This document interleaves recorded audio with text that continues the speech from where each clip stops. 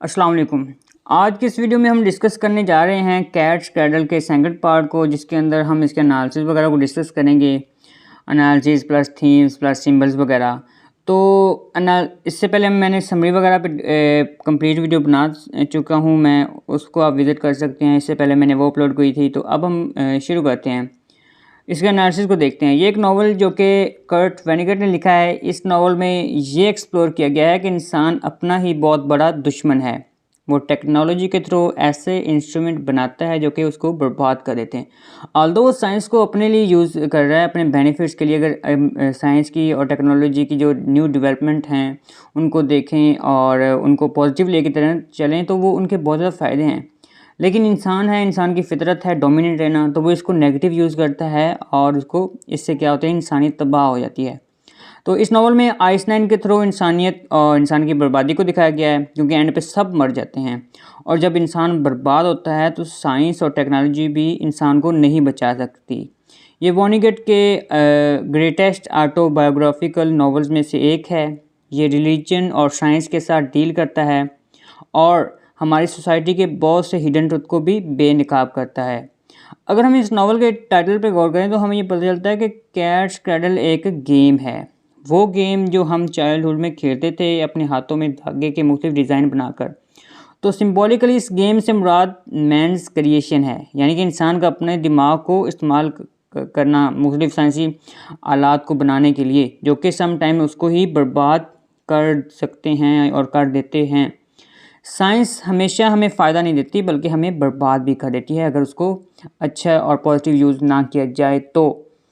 इस नावल में राइटर ने रिलीजियस के जो हैं वो फ़ायदे वगैरह को भी हाईलाइट किया है और रिलीजन के, क्योंकि उन्होंने रिलीजन खुद ही इंट्रोड्यूस करवाया था, और साथ में उसके नुकसानात को भी हाईलाइट किया है। यानी कि ऑथर के अकॉर्डिंग एक इंसान जिस मर्ज़ी रिलीजन का हो, जब उसके मुकद्दर में बर्बादी लिखी हो तो कोई भी मज़हब उसकी कोई भी जो है वो कोशिश उसको नहीं बचा सकती। इस नावल में रिलीजन एक इंसान की पैदावार है, क्योंकि उनका जो रिलीजन था वो बुकोनोनिज़म था, और उस बुकोनोनिज़म का रिलीजन जिसको बुकनोन ने लैंड में बेहतरी लाने के लिए, लोगों को महज़ब करने के लिए, उस लैंड को खुशहाल करने के लिए, लोगों में खुशहाली लाने के लिए क्रिएट किया था। लेकिन उसके और उसके साथी की हज़ार कोशिशों के बावजूद वो लैंड में बेहतरी नहीं ला सके। जैसे कि बुकनोन के मुताबिक all the true things I am about to tell you are shameless lies, यानी कि जो मैं तुम्हें सच्ची चीज़ें बता रहा हूँ वो क्या है, वो झूठ पे मबनी है। वो अपनी पहली रिलीजियस बुक्स के बारे में वार्निंग भी देता है, जैसे वो कहता है कि don't be a fool, close the book. वो कहता है कि तुम अहमक हो जो इस किताब का मुताला कर रहे हो। तुम्हें लगता है कि ये तुम्हें खुशहाली कर देगी, तो तुम एक फूल हो। इस किताब को बंद कर दो, ये एक झूठ है। Religion is nothing but lies that he makes up, क्योंकि वो उन्होंने खुद मज़हब बनाया होता है और वो सही नहीं होता और वो लोगों को प्रॉपर मज़हब नहीं कर सकता, तो लोग उसको फॉलो भी नहीं करते।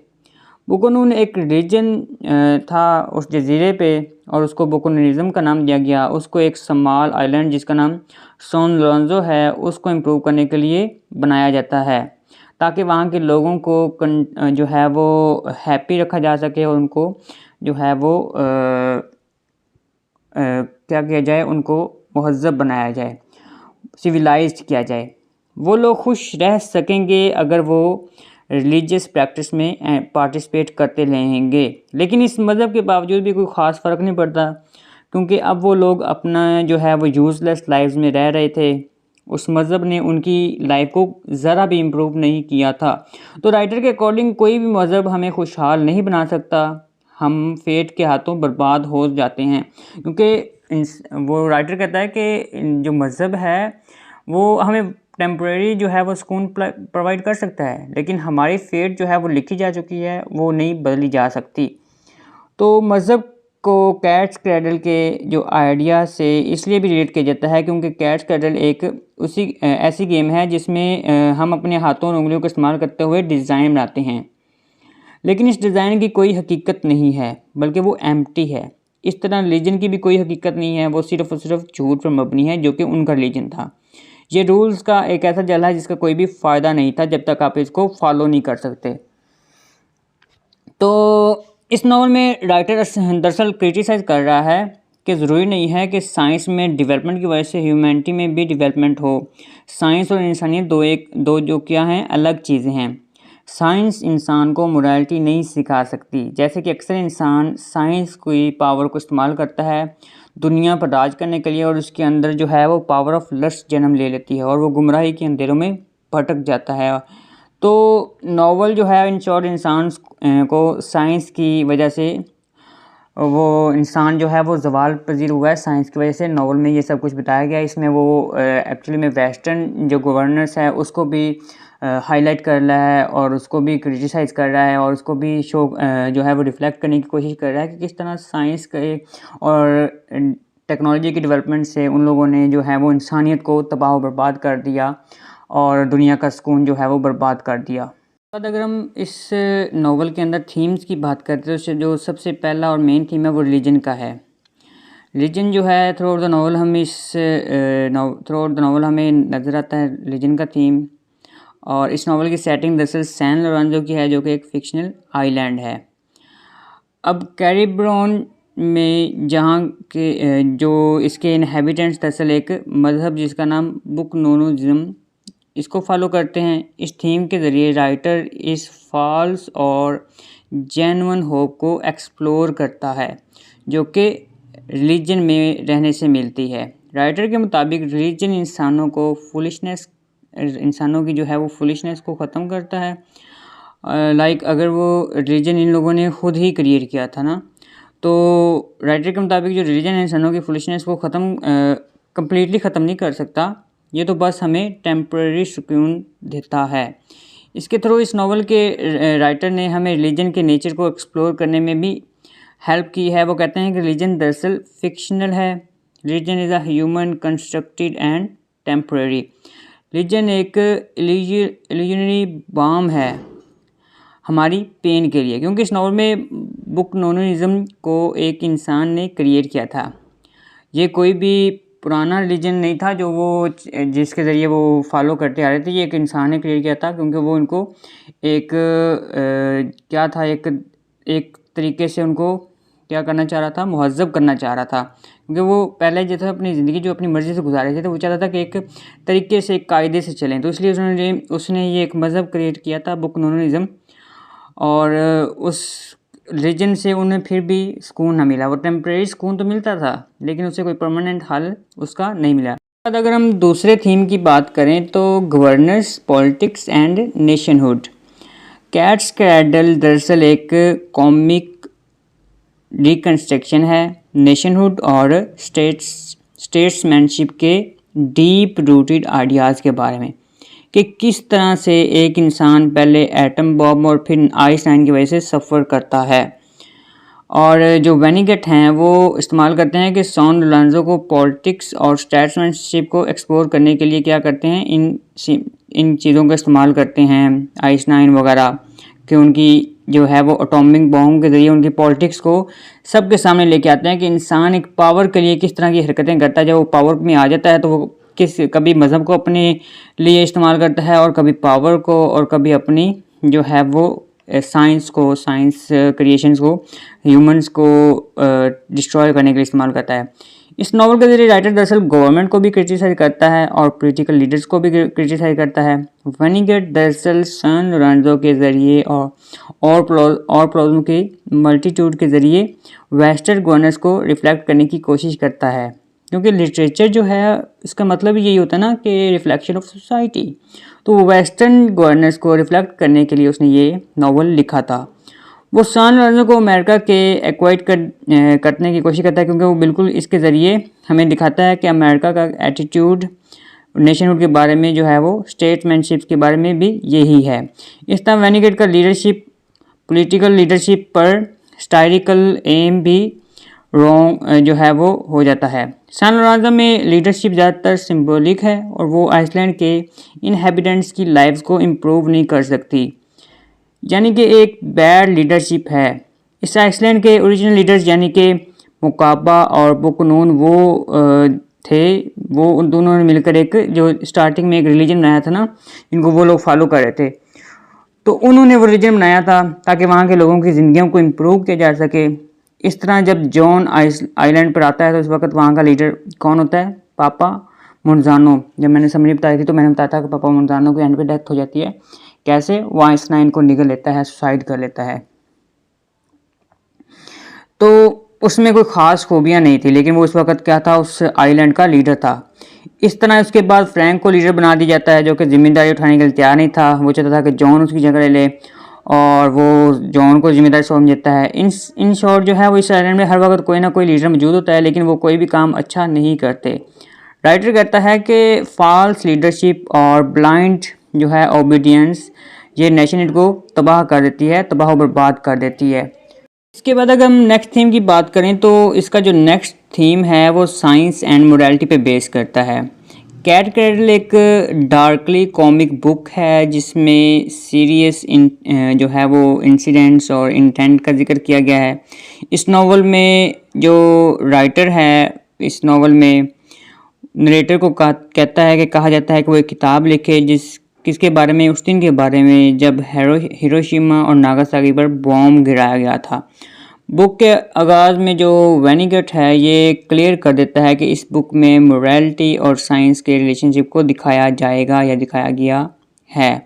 दरअसल ये नावल इस चीज़ को हाईलाइट करता है कि साइंस में प्रोग्रेस होने की वजह से ज़रूरी नहीं है कि मोरालिटी में भी प्रोग्रेस हो, और हो सकता है कि साइंस की वजह से सिविलाइजेशन कमज़ोर पड़ जाए। राइटर कहता है कि साइंस में डेवलपमेंट की वजह से कोई भी बेनिफिट नहीं होता, इंसानियत को जो है वो बिल्कुल भी फ़ायदा नहीं होता, बल्कि इंसानियत जो है वो चंद सेकंड्स में ही ख़त्म हो जाती है और पूरी दुनिया तबाह हो सकती है। फिर वो कहता है कि science is a dangerous myth. इसमें कोई शक नहीं है कि डॉक्टर हेनरिक जो थे वो हेनिकर वो एक ब्रिलियंट साइंटिफिक माइंड रख रहे थे और इसको इस्तेमाल करते हुए उन्होंने पहले एटम बॉम्ब और फिर आइंस्टाइन बनाया था, लेकिन इन दोनों अचीवमेंट ने दुनिया को बर्बाद कर दिया था। तो साइंस को पॉजिटिव वे में यूज़ करने के लिए उन्होंने जो है वो न्यू क्रिएशन की थी, लेकिन जब साइंस को उन्होंने यूज़ किया और पावरफुल जो मटेरियल बनाए, पावरफुल वेपन बनाए, तो इस तरह क्या हो गया कि उनके पास पावर आ गई। फिर इस तरह उन्होंने रिलीजन का नाम लेके और पावर को इस्तेमाल करते हुए मोरालिटी को इस्तेमाल का नाम लेके उन्होंने दूसरी जो कौमें थी, दूसरे जो नेशंस थे, उनको तबाह करने के लिए सोचा। आल्दो वो इनको सिर्फ अपने मकसद के लिए यूज़ कर सकते थे, लेकिन उन्होंने ऐसा नहीं किया। उन्होंने सोचा कि जो है वो इसके ज़रिए खुद को पावरफुल किया जाए और अगले के ऊपर डोमिनेट हो जाए, जिससे क्या हुआ, तबाही ही तबाही आई और कुछ ना हो सका। तो ये थे इम्पोर्टेंट थीम्स इस नावल के अंदर। अब हम बढ़ते हैं इसके अंदर जो मौजूद लिटरेरी डिवाइसेस, पोइटिक डिवाइसेस जो हमें मिलती हैं। राइटर जो है वो इस नावल के अंदर सिमिली और मेटाफर का बहुत इस्तेमाल करता है।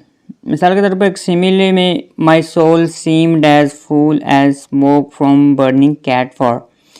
तो इस तरह एक मेटाफर के ज़रिए कंपैरिजन किया गया है कि किस तरह फेलिक्स हेनिकर और नेचर को कंपेयर किया जा सकता है। और ये स्टेट है, if I actually supervised Felix then I am ready now to take charge of Volnesius. तो एक और जगह पर जब नरेटर आइंस्टाइन की बात करता है तो वो कहता है कि Einstein was the last gift Felix created for Mankind. यहाँ पर फेलिक्स की इन्वेंशन है जो कि आइंस्टाइन है, जो कि इसने आखिरी बार क्रिएट की थी, इसके और किसी के last batch of same sort of food के दरमियान कंपैरिजन किया गया है। तो इस तरह सिमिली और मेटाफरिक जो मेटाफर है, इनको ब्यूटीफुली यूज़ करते हुए राइटर जो है वो कंपैरिजन हमें दिखाता है दो डिफरेंट चीज़ों में और इसकी क्रिएचर्स के दरमियान, तो इनको इस्तेमाल करता है। उसके बाद जो नेक्स्ट जो लिटरेरी डिवाइसेस हमें मिलती है वो स्टायर है। इस नावल के अंदर वेनिगेट इस नावल को के अंदर स्टायर को इस्तेमाल करता है कि साइंस में डेवलपमेंट की वजह से ज़रूरी नहीं है कि सोसाइटी में भी डेवलपमेंट हो। अब मैंने ऊपर बात किया ना, जिस तरह के जो साइंस है जब वो उसको यूज़ करते हैं डेवलपमेंट के लिए, तो फिर पावर के नशे में लोग उससे बहुत ज़्यादा आगे बढ़ जाते हैं, फिर उससे तबाही होता है। हो सकता है कि साइंस हमें तबाही की तरफ ले जाए। राइटर इस नावल में जो मॉडर्निज्म है उसको चैलेंज करता है कि ज़रूरी नहीं है कि एक इंसान अगर ज़्यादा नॉलेज को गेन कर ले तो वो सोसाइटी को डेवलपमेंट की तरफ लेकर जाएगा। जैसे कि इस नावल में एटम बॉम्ब और आइंस्टाइन ने दुनिया को तबाह कर दिया। अब एटम बॉम्ब बनाया तो इसलिए था कि जो लोग आपस में लड़ते थे उनको कंट्रोल करने के लिए, लेकिन उसका मिसयूज़ किया गया और उसको पावर का जो पावर दिखाने के लिए और अपनी डोमिनेंसी शो करवाने के लिए उसको जो है वो यूज़ किया गया। उसके बाद अगर हम आयरनी की बात करें तो इस नावल में आयरनी का भी इस्तेमाल किया गया है। इस नावल में नरेटर एक बुक के लिए रिसर्च कर रहा है जो कि उस दिन के बारे में है जब एटम बॉम्ब गिराया गया था। इस नावल में नरेटर को बहुत सारे इवेंट से गुजरना पड़ता है जो कि इसके कंट्रोल में नहीं होते या इसके वक़्त के में नहीं होते, वो ऑलरेडी हो चुके होते हैं। और उसके बाद इसके लिए राइटर एक बहुत ही इम्पोर्टेंट थीम को हाईलाइट करता है कि कुछ भी हो जाए कोई भी इंसान की स्टूपिडिटी को कंट्रोल नहीं कर सकता। वो ये कहता है कि कौन कहता है, राइटर कहता है कि तमाम रिलीजन भी कुछ भी नहीं कर सकते। ये राइटर का कॉन्सेप्ट है क्योंकि उसने अपने रिलीजन को देखा है और उसको अंडरस्टैंड करने के बाद उसने ये कहा है। वो कहता है कि सारा जो है वो जो रिलीजन है वो एक पैक ऑफ लाइज हैं जिसको हम डिसरिगार्ड कर देना चाहिए। इस बुक में आयरनी है कि आप जिस मर्जी रिलीजन को जो है फॉलो कर लें, जितनी मर्जी अच्छे एक्ट कर लें, आखिर में सब कुछ तबाह होना ही है क्योंकि वो आपका फेट है। कोई इस बर्बादी को नहीं रोक सकता। राइटर कहता है कि इंसान के फेट, गॉड या कोई भी जो है वो कंट्रोलेबल फोर्स जो है वो इंसान के फेट को तबाह कर देती है। तो ये कुछ पोइटिक डिवाइसेस थी। उसके बाद अगर हम सिंबलिज्म की बात करें तो राइटर ने इस नावल में मुख्तलिफ सिंबल्स का भी इस्तेमाल किया है, जैसे आइस 9। इस नावल में आइस 9 दरअसल रिप्रेजेंट करता है कि एन अनवॉच्ड और अनचेक्ड यूज़ ऑफ टेक्नोलॉजी, जहाँ पे टेक्नोलॉजी इंसान की हेल्प करने की बजाय उसको बर्बाद कर होती है। अब आइस 9 बनाया किस लिए था? क्योंकि उनको मड में चलने में दिक्कत होती थी वर्ल्ड वार के दरमियान सिपाहियों को, और उनके वेपन्स को भी मूव करने में दिक्कत होती थी। उन्होंने कहा था कि जो मड है ना वो जम जाए, तो इसलिए उन्होंने कहा था कि आइस 9 बनाया जाए। और लेकिन जब वो बन गया तो लोगों ने उसको अपने बेनिफिट के इस्तेमाल किया और उससे ये हुआ कि तमाम जो पानी था वो सारा फ्रीज हो गया और पूरी दुनिया तबाह हो गई। उसके बाद सिंबलिज्म के अंदर दूसरा जो सिंबल है वो कैट्स क्रैडल, जैसा कि इसका टाइटल भी है। नॉवल के टाइटल को सिंबल के तौर पर भी इस्तेमाल किया गया है। कैट्स क्रैडल दरअसल एक गेम है जो बच्चे खेलते हैं। ये दरअसल एक डिज़ाइन है जो दोनों हाथों की उंगलियों के दरमियान धागा डालकर बनाया जाता है। इसका नावल में एक अहम किरदार है। वॉनीगट इस सिंबल को इस्तेमाल करते हैं इस पॉइंट को हाईलाइट करने के लिए कि इंसान के सारे आइडियाज़ और ट्रुथ की बेस दरअसल लाइज पर है, झूठ पे मबनी है। इस सिंबल के थ्रू नावल निगार ट्रुथ और लाइज को एक्सप्लोर कर रहा है। कुछ करैक्टर अपनी हैप्पीनेस के लिए झूठ बोलते हैं और फिर वो कहता है कि वो अपना ही मीनिंग बनाते हैं क्योंकि वो वहाँ पर सच नहीं होता। अपने एक झूठ को छुपाने के लिए वो 100 झूठ बोलते हैं। उसके बाद जो नेक्स्ट सिंबल है इसके अंदर वो बुकोनोनिज्म है, यानी मज़हब जो इन्होंने यहाँ पे बताया हुआ है वहाँ के लोगों को मुहज़्ज़ब करने के लिए, उनको कुछ सिखाने के लिए, एक पाथ पे इकट्ठा करने के लिए बुकोनोनिज्म। इस नावल में बुकोनोनिज्म मज़हब को भी सिंबल के तौर पर इस्तेमाल किया गया है। बुकोनोनिज्म एक किस्म का जो है वो डीकंस्ट्रक्शन है। यह साफ साफ लफ्ज़ों में राइटर ने इसको और इसके थ्रू मज़हब पर स्टायर किया है कि किस तरह मज़हब इंसान को बर्बाद होने से नहीं बचा सकता, ख्वाह वो कोई भी मज़हब क्यों ना हो। ये इंसान के अपने हाथ में होता है। इंसान चाहे तो अपनी मेहनत से अपनी तकदीर बदल सकता है और चाहे तो वो उसको जिस तरह वो चल रही है वो उसके साथ फ्लो में चल सकता है। वो राइटर ये कहता है कि मज़हब जो है वो ज़्यादा से ज़्यादा हमें वक्ती जो है वो सुकून प्रोवाइड कर सकता है अगर हम उसमें जो है वो उसके डीप डाउन चले जाते हैं, लेकिन ये कभी भी हमें परमानेंटली हमें बर्बादी से नहीं बचा सकता। वो अपने मज़हब के अकॉर्डिंग बात कर रहा है। उसके बाद इस नावल के टाइटल की बात करें तो इस नावल के कैट्स क्रैडल का टाइटल दिया गया है जो कि एक गेम है जो बच्चे खेलते हैं। देखने में ये बहुत ही ऑड लगता है। जब न्यूट हैनिकर एक छोटा बच्चा था, उसके फादर उसके साथ कैट्स क्रैडल कुछ खेला करते थे, तो इस इवेंट ने न्यूट को बहुत ही डरा दिया। क्यों? क्योंकि वो उसके बाप जो थे वो उनकी पर्सनल लाइफ थी वो बहुत ज़्यादा डैमेज थे, यानी कि वो पर्सनल लाइफ में बहुत ज़्यादा इंटरेस्टेड नहीं थे। वो प्रोफेशनल लाइफ पे ज़्यादा फोकस करते थे और न्यू क्रिएशन बनाने में उनका तवज्जो रहती थी। तो कभी भी उन्होंने अपने घर में अपनी फैमिली, अपने बच्चों को तवज्जो नहीं दी थी, जिसकी वजह से जो नोइट थे उसको अपना बाप जो है वो अगली और एंग्री मैन लगता था। तो जब उसके बाप जो है वो उसने वो चीज़ बना के कैट्स कैडल बना के उसको दिखाई तो वो डर गया था। लेकिन ये इसकी एडल्ट लाइफ के लिए एक बहुत ही अहम लेसन बन गया। क्या चीज़? Cats cattle. जैसे जैसे नॉवल आगे बढ़ता है, नोइट इस कैट्स कैडल को उन लाइज के साथ एसोसिएट करता है जो हम खुद को हैप्पी करने के लिए बोलते हैं। जैसे कि इस नॉवल में जॉन ये डिस्कवर करता है कि अंजीला है वो अपनी मेंटल प्रॉब्लम्स को हाइड करती है, प्रटेंड करती है कि वो खुश है, और नोइट जवाब देता है कि see the cat, see the cradle. और यही रिस्पॉन्स वो बुकोनोनिज्म को भी देता है। इस टाइटल को सिंबल्स के तौर पर भी इस्तेमाल किया गया है और इसके थ्रू नॉवल निगार ट्रुथ और लाइज को एक्सप्लोर करता है। वो बताता है कि कुछ राइटर खुश करने के लिए जो हैं वो खुद को झूठ बोलते हैं, और इस तरह जिस तरह एक बच्चा प्रिटेंड करता है कि वो कैट और कैडल को देखता है क्योंकि वो इस गेम को एंजॉय करता है, जबकि कुछ लोग सिर्फ जो है वो स्ट्रिंग धागे को देख पाते हैं क्योंकि उनका ताल्लुक ट्रुथ से होता है। इस तरह इस बुक और कैट्स क्रैडल में पैरेलल ताल्लुक नज़र आता है। कैट्स क्रैडल की तरह ये बुक भी ट्रू नहीं है।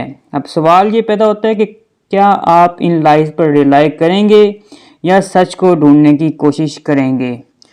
तो ये था आज का हमारी वीडियो, जिसके अंदर हमने सबसे पहले एनालिसिस को देखा, उसके बाद हमने थीम्स, फिर सिंबल्स, पोएटिक डिवाइसेस, सिंबल्स वगैरह को देखा। तो उम्मीद करता हूँ आपको ये वीडियो पसंद आई होगी। शुक्रिया, अल्लाह हाफिज़।